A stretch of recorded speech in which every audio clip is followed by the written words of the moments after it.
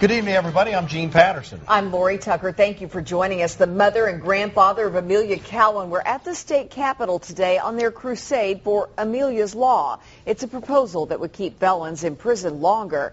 The 16-year-old was a Blount County High School student killed in a wreck on Highway 411 last month. 6 News reporter Don Dare accompanied the family as they met with the lieutenant governor in tonight's top story. The first step in the long process of getting a new law passed starts here in the legislative corridors of the Tennessee General Assembly. One of the most powerful leaders is the lieutenant governor, who presides over the Senate and helps steer legislation. I live in Blountville, not Blount County. So Ron Ramsey met with Wayne Cowan and his daughter Amanda Moore for about half an hour. Both Mrs. Moore and Mr. Cowan explained their reason behind a proposal they call Amelia's Law. 3:45 in the afternoon, just going home to get her pom-poms, her lane, going the speed limit, and he just... Amelia Cowan was hit head-on August 14th outside Maryville on Highway 411. The high school junior was killed by John Perkins, who also died. He had been out on parole after serving about a quarter of his time from his 2005 conviction for armed robbery. We're getting no answers. We don't know why. But this was a dangerous man.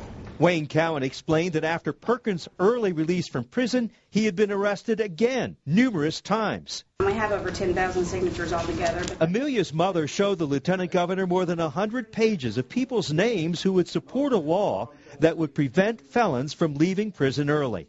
as a state lieutenant governor, I don't introduce legislation. Have you talked to Doug Overby at all on this? Ron Ramsey explained how proposals make their way through the legislative process. He cautioned them, saying ideas like theirs might take a year or two before it gets through the House and Senate. But from the signatures, he said, there's obviously grassroots support to tighten parole rules. Do you leave here optimistic about Amelia's Law? Yes. I do.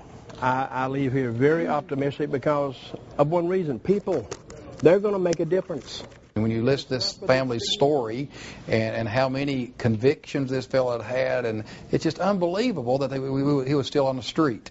And it takes actions like this from citizens to get results.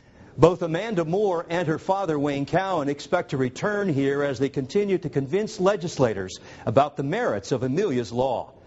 At the state capitol, Don Dare, 6 News.